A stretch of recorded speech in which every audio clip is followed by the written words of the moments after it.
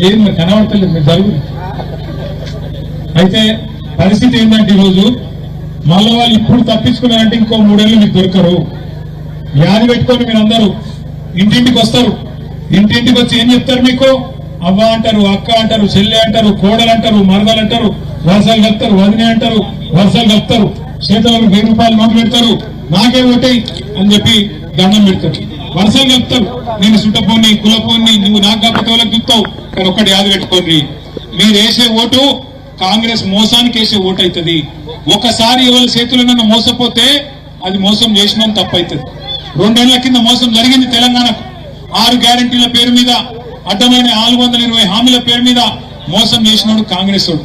కానీ ఈసారి రెండోసారి కూడా అదే కాంగ్రెస్ చేతిలో మోసపోతే ఈసారి తప్పు మనదైతుంది. ఆ మన ఏళ్ళతో మన కంటినే పొడిపిస్తా అంటే అయినా మనం నమ్మి ఓటేస్తే మోసం జరుగుతుంది. దయచేసి ఆలోచించండి. రెండో మాట కూడా గుర్తుపెట్టుకోండి. మీరు సిరిసిల్ల జిల్లా అయింది కేసీఆర్ వచ్చినాక. మరి సిరిసిల్ల జిల్లా ఉండాలన్నా వద్దా? ఉండాలన్నా? మరి రేవంత్ రెడ్డి తీసేస్తా అంటుండు.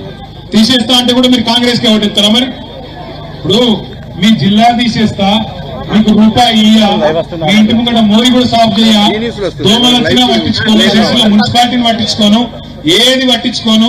గదే 2000 పెన్షన్, గదే పాత కథ తప్ప కేసీఆర్ ఇచ్చింది. కొత్తది ఏది చేయ, మాటలతోనే నడిపిస్తా, తెల్లారులేస్తే కేసీఆర్ ను బూతులు తిడతా.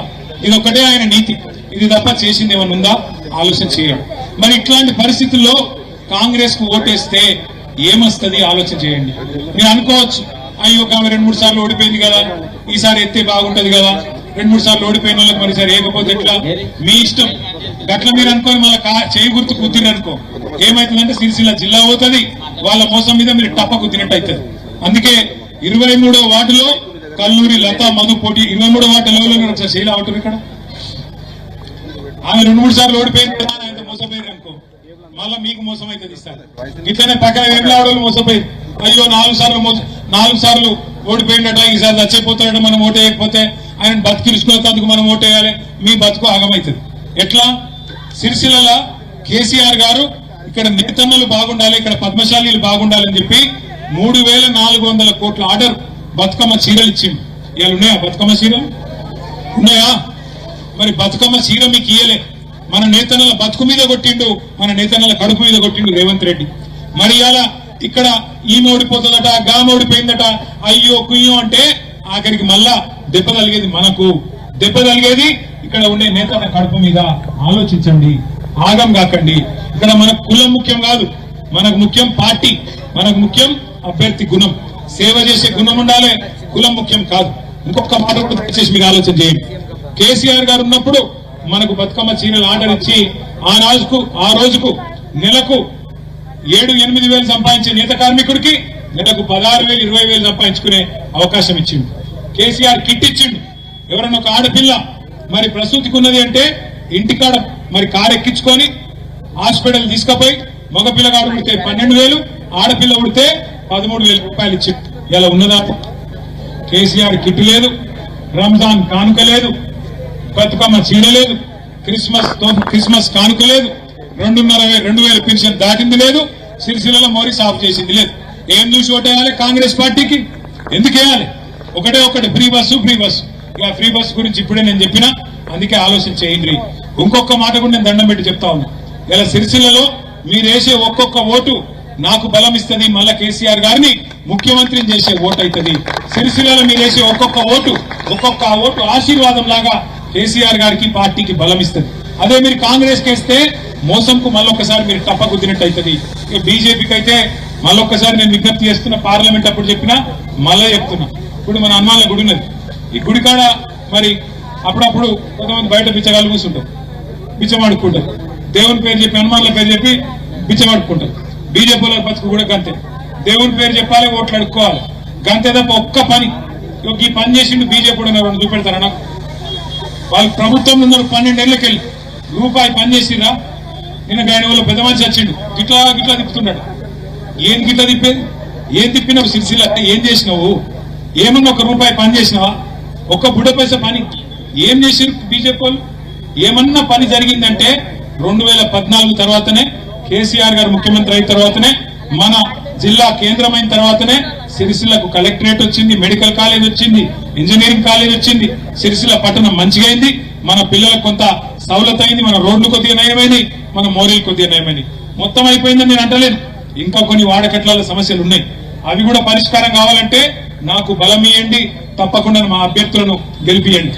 ఇక్కడ ఉన్న దిడ్డి మాధవి 37వ వార్డు నుంచి దిడ్డి మాధవి పోటీ చేస్తున్నది, దిడ్డి రాజు భార్య. ఏమన్నా చిన్న చిన్నవి ఉంటాయి, మనిషి అన్నాక చిన్న చిన్న తప్పులు జరుగుతాయి. ఇప్పుడు మా రాజు ఉన్నాడు, దిడ్డి రాజు, కొద్దిగా ఇక్కడ ఉన్నాడు, ఇగో కొద్దిగా మనిషి మంచోడు కానీ కోపం ఎక్కువ, అంతే. అవన్నీ తీసేయాలి మనుషులకి వెళ్ళి, ఎందుకంటే దిడ్డి రాజు మీద కోపంతో ఆయన మాధవి కోట అయిపోయారు. అట్లా ఉండద్దు, వాళ్ళ మీద కోపం నా మీద తీయద్దు. మీకు మంచి సేవ గుణం ఉన్న మాధవి వచ్చినది. అట్లాగే కల్లూరి లత, ఎడు తల్లి దండం పెట్టి పాడికెళ్ళి, ఇక కల్లూరి లత అటు 22వ వార్డులో ఇదివరకు ఉండే, ఆ వార్డు రిజర్వేషన్ అయితే 23వ వార్డుకు తెచ్చినాం. మరి ఆ అమ్మాయి కూడా అక్కడ బాగా పనిచేసింది, మధు కూడా బాగా పనిచేసిండు, కల్లూరి మధు 23వ వార్డుకు తీసుకొచ్చినాం. దయచేసి అక్కడ కూడా గెలిపియండి. అట్లాగే మన మా సోదరి ఆకుల స్వప్న గారు రామ, ఆకుల స్వప్న కూడా మా చిన్న స్వప్న ఇద్దరు, వారు కూడా మరి మంచి సేవా గుణం ఉన్న వాళ్ళు, వారిని కూడా దయచేసి మంచి ఆశీర్వాదం ఇచ్చి వారిని కూడా గెలిపియండి. కల్లూరి మా రాజన్నేడి, కల్లూరి రాజన్న, ఇక రాజన్న గురించి అయితే నేను చెప్పే అక్కర్లేదు, ఆడున్నాడు. కల్లూరి రాజు గురించి కూడా ప్రచారం చేయాలి. ఇక ఈ కల్లూరి రాజు లాంటి సేవకుడు గెలవకపోతే సేవకు అర్థమే లేదు. కాబట్టి కల్లూరి రాజన్న భార్య ఈసారి శ్రీమతి రేణుక గారు మాజీ కౌన్సిలరు. ఆ అమ్మాయి కూడా ఇదివరకు కౌన్సిల్లో పనిచేసింది. మంచి కుటుంబము, బ్రహ్మాండంగా మీకు 24 గంటలు అందుబాటులో ఉండే కుటుంబం. కల్లూరి రేణుక గారిని కూడా దయచేసి గెలిపించాలి. 29వ వార్డు అమ్మా ముందుకురా గెంట్యాల శ్యామల, ఎక్కడిది ఇటు ఉన్నారు అందరు. 29వ వార్డులు ఎక్కడున్నారు? లేపిన వాళ్ళు శీలా పడుతున్నారు. మళ్ళీ గెంట్యాల శ్యామల శ్రీనివాస్ గారిని కూడా తప్పకుండా గెలిపించాలి. ఎవరి పేరు మర్చిపోయినా చెప్పినారా? మా వాళ్ళు ఉత్తరాయణ పరిశ్రమ చెప్తున్నారు. అయితే ఇక్కడికి వచ్చినప్పుడు అక్కడ బీవై నగర్ పోయి వచ్చిన, బీవై నగర్ ఏం చెప్పిందంటే మీ అందరికి ఒక మాట చెప్పమన్నారు. ఇక్కడ ఏది హనుమాన్ల గుడి కాదు గొప్పనా అంటే ఒక్క మాట దయచేసి అందరు వినాలి జాగ్రత్తగా. ఏం చెప్పాలని అడిగిన, ఏం చెప్పమన్నారంటే 4000 పెన్షన్ వచ్చిన వాళ్ళందరూ కాంగ్రెస్ కొట్టేయమని చెప్పారు. వాళ్ళు 4000 పెన్షన్ తీసుకుంటే వాళ్ళందరూ ఎవరు కొట్టేయాలి? 2000 పెన్షన్ తీసుకుంటే ఎవరు కొట్టేయాలి? కారు గుర్తేనా? తులం బంగారం వచ్చిన వాళ్ళందరూ ఎవరు కొట్టేయాలి? కాంగ్రెస్ కు. కళ్యాణ లక్ష్మి తీసుకున్న ఎవరు కొట్టేయాలి? నెలకు 2,500 వస్తున్న మహిళలందరూ కాంగ్రెస్ కొట్టేయండి కడుపు నిండా. ఆఖరికి ఒక్క మాట చెప్పి నేను ముగిస్తా. కాంగ్రెస్ వాళ్ళు వస్తారు కదా, ఇంటికి వచ్చి చేతులు 1000 రూపాయలు పెడతారు, కొంతమంది 2000 పెడతారు బాగున్నోళ్ళు. వాళ్ళని ఒకటే అడుగురు, మీరు బిడ్డ 1000 రూపాయలు ఇచ్చినావు సంతోషం, మరి మిగిలిన పైసలు ఉన్నావు కదా అవి ఎవడు ఇస్తారని అడుగురు. అగో మిగిలిన పైసలు ఏందని వాడు అంటాడు. ఏం చెప్పుర్రంటే 26 నెలల 100 రోజుల్లో అన్ని హామీలు చేస్తామని చెప్పినావు. మరి 26 నెలలు ఇంటూ 2,500 ఎంత అయింది? 60,000 రూపాయలు. 2,000 ఇచ్చినావు కొడుక, 58,000 ఎవడిస్తాడు? నువ్వు ఇస్తావా? నీ అయ్యి ఇస్తాడా? రేవంత్ రెడ్డి ఇస్తాడా? ఎవడిస్తాడు అని గట్టిగా అడుగుండ్రి. ముసలోళ్ళు గట్టిగా పట్టుకోండి. నెలకు 4,000 పెన్షన్ అన్నావు, 2,000 ఇచ్చినావు, అది కేసీఆర్ ఇచ్చిన 2,000 తప్ప ఇప్పటికి ఏమి లేదు. మరి మిగిలిన పైసలు ఎప్పుడు ఇస్తావు అని గట్టిగా అడుగుండ్రి. అందుకే తప్పకుండా మళ్ళొకసారి నేను గుర్తు చేస్తా ఉన్నా, 23వ వార్డులో 3వ నంబర్ మీద కారు గుర్తున్నది. 37వ వార్డులో మా కల్లూరి మధు చెప్తున్నాడు, నా ఓటు కూడా 23లోనే ఉంది. ఇది వరకు పక్కకు పోయినా ఇప్పుడు నాకు నేను వేసుకుంటా. మళ్ళా చెప్తున్నా, నేను గామికి ఎవరికో ఏమో అవుతుందని మీరు ఆగం కాకురి, పొందల పడకురి. ఎవరికేం కాదు, ఎలక్షన్ ఓడిపోతే ఎవరు చచ్చిపోరు, ఎవరికేం కాదు. మీ కంటూ మీరు ఏళ్ళతో ఓడుచుకున్నట్టు అవుతుంది. పొరపాటున అటు కాంగ్రెస్ ఓటెళ్తే ఆగం కాకురి. 37వ వార్డులో దిడ్డి మాధవి 2వ నంబర్ మీద కారు గుర్తున్నది. 36వ వార్డులో కల్లూరి రేణుక రాజు గారు 1వ నంబర్ మీద కారు గుర్తున్నది. 39వ వార్డులో ఆకుల స్వప్న చిన్న గారు 1వ నంబర్ మీద కారు గుర్తున్నది.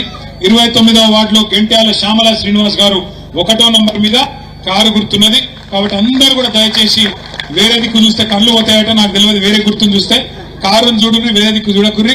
కారు గుర్తు మీద మీరు చెప్పలేదా? చెప్పినా మరి మీది మళ్ళొకసారి. కల్లూరి లత మధు దయచేసి గెలిపినట్టు గెలిపి, లేకపోతే ఇక్కడికి ఓనిచ్చినట్టు లేడు.